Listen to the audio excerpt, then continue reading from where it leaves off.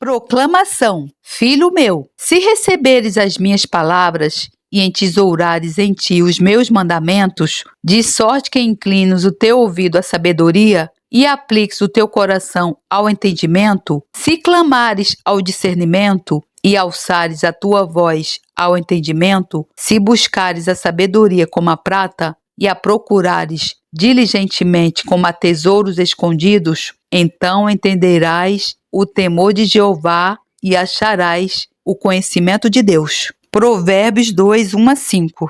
O temor do Senhor encaminha para a vida. Aquele que o tem ficará satisfeito. Provérbios 19, 23. O temor do Senhor é o princípio da sabedoria. Salmo 111, 10. O temor do Senhor é o princípio da sabedoria e o conhecimento do santo a prudência. Provérbios 9, 10. O temor do Senhor aumenta os dias, mas os perversos terão os anos da vida abreviados. Provérbios 10, 27. Vinde, meninos, ouvi-me, eu vos ensinarei o temor do Senhor. Quem é o homem que deseja, que quer largos dias, para que possa ver o bem? Provérbios 14, 26-27. No temor do Senhor, há firme confiança, e ele será um refúgio para os seus filhos. Provérbios 14, 26-27. O temor do Senhor é fonte de vida, para desviar dos laços da morte. O galardão da humildade e o temor do Senhor são riquezas,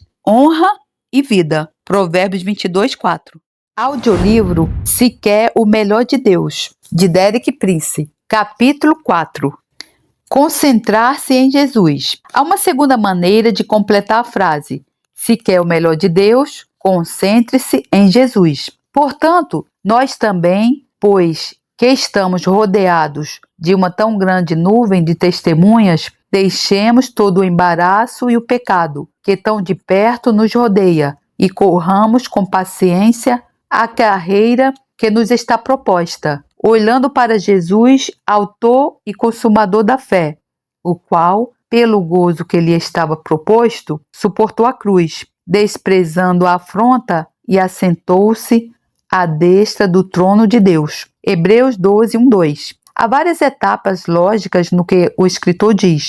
Primeiro, ele aponta que estamos cercados por uma grande nuvem de testemunhas. Ele está a referir-se ao capítulo anterior de Hebreus, capítulo 11, onde ele falou sobre os grandes santos do Antigo Testamento que tiveram sucesso, homens que encontraram o melhor de Deus. O escritor diz que temos uma nuvem de testemunhas ao nosso redor, pessoas que provaram nas suas vidas e experimentaram que realmente é possível encontrar o melhor de Deus. Esse é o ponto de partida. Em segundo lugar, ele diz que se quisermos encontrar o melhor de Deus, isso consistirá numa corrida. Para correr a corrida com sucesso, devemos deitar fora tudo o que atrapalha. Um corredor não carrega um único grama de peso desnecessário em si ou nas suas roupas.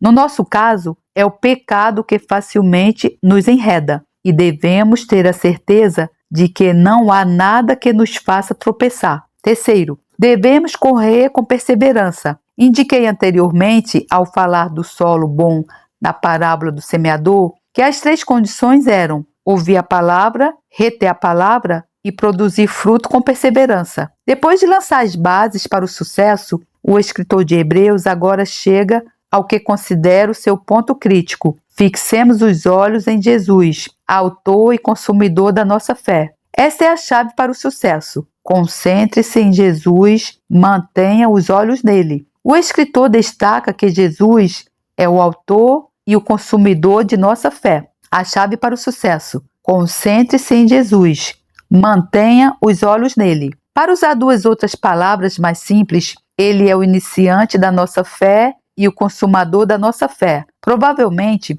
todos nós percebemos que Jesus é o iniciante, mas às vezes esquecemos do fato de que Jesus também é o que completa. Se quisermos que a nossa fé seja completada, temos de continuar a concentrar-nos em Jesus. Não é o suficiente começar a focar-se em Jesus e depois distrair-se e desviar o olhar para o outro lado. Se fizermos isso, a nossa fé nunca será completada. Com relação a isso, quero apontar-lhe 3 fatos simples, cada um dos quais é uma razão pela qual devemos continuar a concentrar-nos em Jesus. 1. Jesus é o nosso Senhor. Só podemos entrar na salvação confessando Jesus como nosso Senhor. Se Ele é o nosso Senhor, então o nosso propósito supremo é agradá-lo. Isso é o que significa dizer que Ele é o nosso Senhor. Precisamos de manter continuamente os nossos olhos em Jesus para ter a certeza de que tudo o que estamos a fazer agrada a Ele. Se a qualquer momento, ao olharmos para Ele, recebemos uma indicação de que o que estamos a considerar não o agradaria, essa é uma razão suficiente para então não o fazer. Mas não podemos receber a tal indicação a menos que mantenhamos os nossos olhos fixos em Jesus. 2. Jesus é o único padrão de retidão e justiça. Isso é revelado por uma declaração que Paulo fez aos homens de Atenas. Porquanto Deus tem determinado um dia em que, com justiça, há de julgar o mundo por meio do varão que destinou, e disso deu certeza a todos, ressuscitando dos mortos. Atos 17:31. Aquele que vai ser o juiz de Deus do mundo é o homem a quem ele ressuscitou dos mortos, Jesus Cristo. Deus vai julgar o mundo com justiça por aquele homem. Jesus é o juiz e também o padrão de justiça. Isso diz-nos duas coisas. Jesus é o juiz e também o padrão de justiça. Seremos julgados pelo padrão de Jesus. É importante ver que Deus tem apenas um padrão de justiça. Se quisermos saber o que é justo aos olhos de Deus, o lugar final onde devemos procurar a resposta é sempre Jesus. Podemos olhar para os cristãos que fazem coisas que Jesus não faria, mas não podemos aceitá-los como nosso padrão de justiça, porque esse não é o padrão de Deus. Para descobrir o padrão de justiça de Deus, devemos manter os nossos olhos focados em Jesus. 3. Jesus é o nosso padrão ou exemplo, porque para isto sois chamados, pois também Cristo padeceu por vós, deixando-nos o exemplo para que sigais as suas pisadas. 1 Pedro 2:21. Jesus é o nosso exemplo porque ele foi à nossa frente. Para seguir no caminho certo, devemos ver onde ele plantou os seus passos e plantar os nossos passos nos mesmos lugares. Tudo isso envolve este requisito importante, que nos concentremos em Jesus, mantendo os nossos olhos fixos nele. Quero dar-lhe mais uma razão importante pela qual é necessário concentrar-se em Jesus. É um motivo muito simples, muito prático, mas muito importante. Todo o Evangelho está centralizado no que Jesus fez por nós. Isso é afirmado de forma bem clara por Paulo na primeira carta aos Coríntios. Observe que há ordem de importância nas coisas de Deus. Mas essas coisas das quais Paulo fala agora são de primeira importância. Ele faz 3 declarações simples, cada uma das quais está relacionada com Jesus. Porque primeiramente vos entreguei o que também recebi, que Cristo morreu pelos nossos pecados, segundo as Escrituras, e que foi sepultado e que ressuscitou ao terceiro dia, segundo as Escrituras. 1 Coríntios 15, 3-4. Esse é o Evangelho. Esses são os fatos de primeira importância. Tudo mais é de importância secundária no Evangelho em comparação com esses 3 fatos, todos centrados em Jesus. Que ele morreu, que ele foi enterrado, que ele ressuscitou ao terceiro dia. Nunca podemos permitir que qualquer outra coisa se torne mais importante do que esses 3 fatos sobre Jesus. Devemos ter o cuidado de nunca ser desviados dessas verdades básicas centradas em Jesus. Paulo avisa Timóteo sobre isso na sua segunda epístola a Timóteo, escrita na prisão muito perto do fim da sua vida. Lembra-te de que Jesus Cristo, que é da descendência de Davi, ressuscitou dos mortos, segundo o meu evangelho, pelo que sofro trabalhos e até prisões, como malfeitor. Mas a palavra de Deus não está presa. 2 Timóteo 2, 8-9. Observe essas palavras-chave. Lembre-se de Jesus Cristo, ressuscitado dos mortos. Este é o meu evangelho, que é simples. É exatamente como ele diz em 1 Coríntios 15. Toda a mensagem do evangelho está centrada em Jesus, a sua morte, o seu sepultamento e a sua ressurreição vitoriosa. Ele também diz a Timóteo para nunca se distrair desses pontos centrais, mas manter os olhos focados em Jesus. Há um grande perigo de os cristãos tornarem-se muito sofisticados ou muito espirituais. Muitos cristãos pedem por se tornarem muito espirituais. As pessoas às vezes dizem-me, depois de pregar, Irmão Prince, essa foi uma mensagem profunda e pergunto-me, será que fiz algo de errado? Em certo sentido, não quero ir muito fundo. Nunca quero ir tão fundo que as pessoas percam de vista Jesus e os fatos centrais do Evangelho, a sua morte, o seu sepultamento, a sua ressurreição. Nunca perca de vista Jesus, a sua morte, o seu sepultamento e a sua ressurreição. Deixe-me exortar-lhe com o que Paulo disse a Timóteo. Lembra-te de Jesus Cristo ressuscitado dos mortos. Uma maneira prática muito importante de lembrar de Jesus é por meio da comunhão ou da ceia do Senhor. Jesus disse, faça isso todas as vezes que fizer em memória de mim. É uma maneira muito simples, bíblica e prática de lembrar-se de Jesus e manter os seus olhos focados nele. Lembre-se, ele disse, faça-o todas as vezes que, não tão raramente que. Semelhantemente, também, depois de cear, tomou o cálice, dizendo, este cálice é o Novo Testamento no meu sangue. Fazei isto todas as vezes que beberdes em memória de mim. Porque todas as vezes que comerdes este pão e beberdes este cálice, anunciais a morte do Senhor, até que venha. 1 Coríntios 11, 25, 26. Capítulo 5. Medite na palavra de Deus. A terceira coisa que é mais importante para fazer, se quer o melhor de Deus, é meditar na palavra de Deus. Preencha sua mente com a palavra de Deus. Vejamos o exemplo de Josué e as instruções que o Senhor lhe deu quando ele estava prestes a levar Israel para a sua herança. Não se aparte da tua boca o livro desta lei. Antes medita nele dia e noite, para que tenhas cuidado de fazer conforme a tudo quanto nele está escrito, porque então farás prosperar o teu caminho e serás bem-sucedido. Josué 1:8. Essa última frase, farás prosperar o teu caminho e serás bem-sucedido, é equivalente a dizer, encontrará o melhor de Deus. Quais são as condições? São triplas, e todas relacionam-se com a palavra de Deus. Primeiro, a palavra não deve apartar-se da sua boca. Em segundo lugar, deve meditar nela de dia e de noite. Isso significa continuamente. Terceiro, cuide de fazer tudo de acordo com o que está escrito nela. Já cheguei a resumir tudo isso em 3 frases simples. Se deseja o melhor de Deus e deseja tornar o seu caminho próspero e ser bem-sucedido, essas são as 3 coisas que deve fazer. Pensar na palavra de Deus, falar a palavra de Deus e agir de acordo com a palavra de Deus. Eu coloco o pensamento em primeiro lugar porque, se não pensar, nunca falará integralmente. Se não pensa e não fala, nunca agirá na íntegra. Ao cumprir as 3 condições, terá como resultado final sucesso. O melhor de Deus. Pode dizer, mas isto era Josué. Como posso saber se isso vai funcionar para mim? O primeiro salmo tem uma promessa semelhante com uma instrução semelhante, e é para qualquer pessoa que satisfaça as condições. Não importa quem seja a pessoa, tudo o que importa é que a pessoa preencha as condições. Bem-aventurado o varão que não anda segundo o conselho dos ímpios, nem se detém no caminho dos pecadores, nem se assenta na roda dos escarnecedores.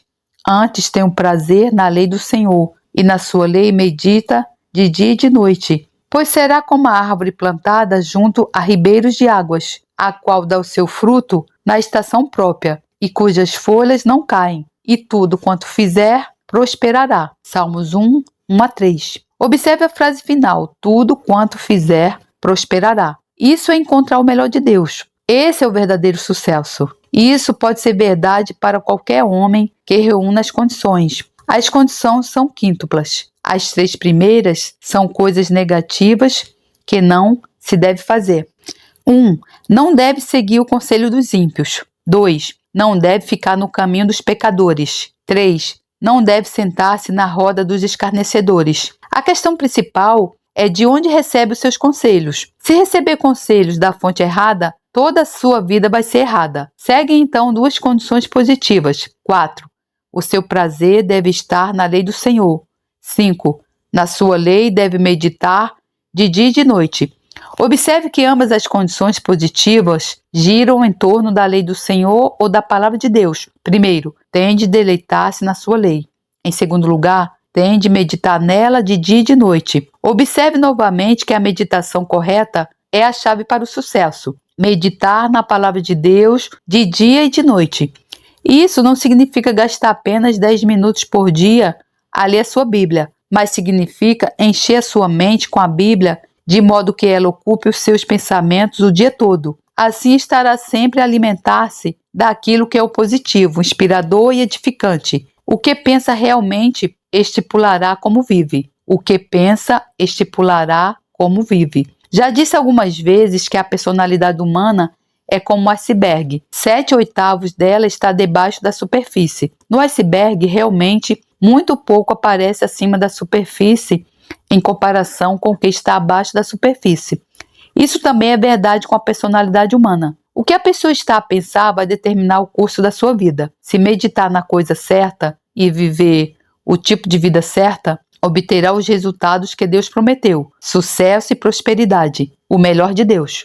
Vejamos uma passagem do profeta Isaías que reitera que a maneira como pensamos é decisiva para a nossa experiência. Deus está a falar em Isaías 55:8-13. Porque os meus pensamentos não são os vossos pensamentos, nem os vossos caminhos os meus caminhos, diz o Senhor. Porque assim como os céus são mais altos do que a terra, assim são os meus caminhos mais altos do que os vossos caminhos, e os meus pensamentos mais altos do que os vossos pensamentos. Porque assim como desce a chuva e a neve dos céus, e para lá não torna, mas rega a terra e a faz produzir e brotar, e dar semente ao semeador, e pão ao que come, assim será a palavra que sair da minha boca. Ela não voltará para mim vazia. Isaías 55:8-11. Observe que Deus começa a falar acerca dos pensamentos e diz que, por natureza, os nossos pensamentos não são os pensamentos de Deus. Como então podemos começar a ter os pensamentos de Deus? Deus dá as respostas nas palavras que se seguem. Os caminhos de Deus e os pensamentos de Deus estão no plano celestial, e os nossos caminhos e pensamentos estão no plano terreno, muito abaixo dos de Deus. Mas a palavra de Deus traz os seus caminhos e os seus pensamentos do céu para as nossas vidas e corações, o que produz os resultados de que precisamos. Deus prossegue a falar em Isaías 55:11 a respeito da sua palavra. Ela não voltará para mim vazia, antes fará o que me apraz e prosperará naquilo para que a enviei. Porque com alegria saireis, e em paz sereis guiados. Os montes e os outeiros exclamarão de prazer, operarão em cântico louvor, perante a vossa face. E todas as árvores do campo baterão as palmas. Em lugar do espinheiro crescerá a faia, e em lugar da sarça crescerá a murta. Isaías 55:11-13. Esse é o resultado da palavra de Deus a descer do céu, a entrar nos nossos corações, a ocupar as nossas mentes e a substituir os nossos caminhos e pensamentos pelos caminhos e pensamentos de Deus. A palavra de Deus traz os seus caminhos e pensamentos para os nossos corações e vidas. À medida que as nossas mentes são preenchidas com a palavra de Deus, começamos a ter os pensamentos de Deus. Toda a nossa maneira de pensar é mudada por completo. À medida que as nossas mentes são preenchidas com a palavra de Deus, começamos a ter os pensamentos de Deus. Os resultados são aqui expressos numa bela linguagem. Paz, em paz será guiado. Alegria, sairá com alegria. Louvor, até mesmo as coisas da natureza louvarão. As árvores do campo baterão palmas. E fecundidade, fertilidade. No lugar do espinheiro e da sarça, crescerão a faia e a murta. Isso é o que acontece nas nossas vidas quando a palavra de Deus chega a nós e recebemos e começamos a meditar nela. Os nossos próprios caminhos e pensamentos são como espinhos e sarças, são improdutivos e inúteis. Mas quando eles são substituídos pela palavra de Deus, então em vez do espinho e da sarça produziremos a faia e a murta. Glória a Deus, louvado seja o meu Senhor. A chave para o sucesso, a substituição dos seus próprios caminhos e pensamentos pelos de Deus. Quero sugerir que deve ver a substituição dos seus próprios caminhos e pensamentos pelos caminhos e pensamentos de Deus, como a chave para o sucesso. Também deve cultivar a prática de meditar na palavra de Deus de dia e de noite. Meditar na palavra de Deus é aprender a pensar os pensamentos de Deus conforme Ele pensa por meio da sua palavra, recebida nos nossos corações e mentes. Capítulo 6. Faça amizade com o Espírito Santo. A quarta coisa que deve fazer, se quer o melhor de Deus, é fazer amizade com o Espírito Santo. Eu uso deliberadamente uma frase que sugere a personalidade do Espírito Santo. Para muitos cristãos, o Espírito Santo é uma espécie de abstração teológica. Eles aceitam que Deus Pai é uma pessoa, aceitam que Jesus Cristo é uma pessoa, mas não têm o conceito de que o Espírito Santo é uma pessoa. No entanto, biblicamente e teologicamente, isso é um fato. O Espírito Santo é uma pessoa tanto quanto o Pai e o Filho. Ele também é comparado a uma pomba. Uma das características importantes de uma pomba é que ela é uma criatura tímida e, se não reagir da maneira certa à presença de uma pomba, ela simplesmente voará. Acho que isso é verdade para o Espírito Santo. Em certo sentido, ele é tímido. Se não respondermos e reagirmos a ele da maneira certa, ele simplesmente vai embora. Gostaria de citar uma passagem da Escritura onde Jesus fala aos seus discípulos sobre o Espírito Santo como uma pessoa e que o Espírito Santo deve fazer nas nossas vidas. Ainda tem muito que vos dizer, mas vós não o podeis suportar agora. Mas quando vier aquele Espírito de verdade, ele vos guiará em toda a verdade, porque não falará de si mesmo, mas dirá tudo o que tiver ouvido, e vos anunciará o que há de vir. Ele me glorificará, porque há de receber do que é meu, e vou-lo há de anunciar. Tudo quanto o Pai tem é meu. Por isso vos disse que há de receber do que é meu, e vou-lo há de anunciar. João 16, 12 e 15. Primeiro, Jesus faz tudo que a linguagem permite para enfatizar a personalidade do Espírito Santo, ao dizer, mas quando ele, o Espírito da verdade, vier, na língua grega, a língua em que essas palavras nos são dadas, existem 3 gêneros, masculino, feminino e neutro. Neutro é o gênero isso. Em grego, a palavra para espírito, pneuma, é neutra. Em outras palavras, o pronome normal para usar como espírito seria isso. Mas Jesus quebra a lei da gramática e não diz quando isso, mas quando ele, o Espírito da verdade, vier. Por outras palavras, ele faz de tudo para enfatizar que estamos a lidar com uma pessoa. Jesus então fala sobre várias coisas que o Espírito Santo fará. Ele relatará o que houve do céu, trazendo-nos as últimas notícias do céu. Ele mostrar-nos-á o que ainda está por vir. Ele revelar-nos-á o futuro. O Espírito Santo é o administrador de toda a riqueza da divindade. Então Jesus disse, ele me glorificará, porque há de receber do que é meu, e vou-lo há de anunciar. Tudo quanto o Pai tem é meu. Isso é extremamente importante. Tudo que o Pai possui pertence ao Filho, e tudo que o Filho tem, o Espírito administra. Se juntarmos isso, podemos dizer, o Espírito Santo é o administrador de toda a riqueza da divindade. Tudo que o Pai tem e tudo que o Filho tem, eles têm em comum. Mas é o Espírito Santo quem tira da riqueza do Pai e do Filho e a torna disponível para nós. Portanto, você pode ser doutrinariamente um filho legítimo de Deus e ainda assim viver um tipo de vida muito pobre e inadequado, a menos que tenha um relacionamento correto com o Espírito Santo, porque o Espírito Santo é o administrador de toda a riqueza da divindade. De novo, em João 14, 15 e 18, Jesus diz aos seus discípulos, se me amardes, guardareis os meus mandamentos, e eu rogarei ao Pai, e ele vos dará outro Consolador, para que fique convosco para sempre. O Espírito da verdade, que o mundo não pode receber, porque não o vê nem o conhece, mas vos o conheceis, porque habita convosco, e estará em vós. Não vos deixarei órfãos, voltarei para vós. Somente o Espírito Santo é que nos permite viver como verdadeiros filhos de Deus. Observe 2 fatos de importância vital. Primeiro, Jesus vem a nós no Espírito Santo. Segundo, a menos que nós tenhamos um relacionamento correto com o Espírito Santo, somos como órfãos, embora sejamos verdadeiramente filhos de Deus. Veja, é somente o Espírito Santo que nos permite viver como verdadeiros filhos de Deus. Isso é mostrado de uma forma muito clara por Paulo em Romanos 8,14. Porque todos os que são guiados pelo Espírito de Deus, e isso está num tempo presente contínuo, todos os que continuamente estão a ser guiados pelo Espírito de Deus, esses são os filhos de Deus. A palavra que é aqui usada para filhos implica maturidade, não apenas bebês ou crianças, mas filhos crescidos de Deus. Somos bebês quando nascemos de novo pelo Espírito Santo, mas para tornarmos-nos filhos maduros de Deus, precisamos de ter um relacionamento contínuo com o Espírito Santo. Devemos ser continuamente guiados pelo Espírito Santo, e Paulo diz que é muito definitivo. Todos os que são continuamente estão a ser guiados pelo Espírito de Deus.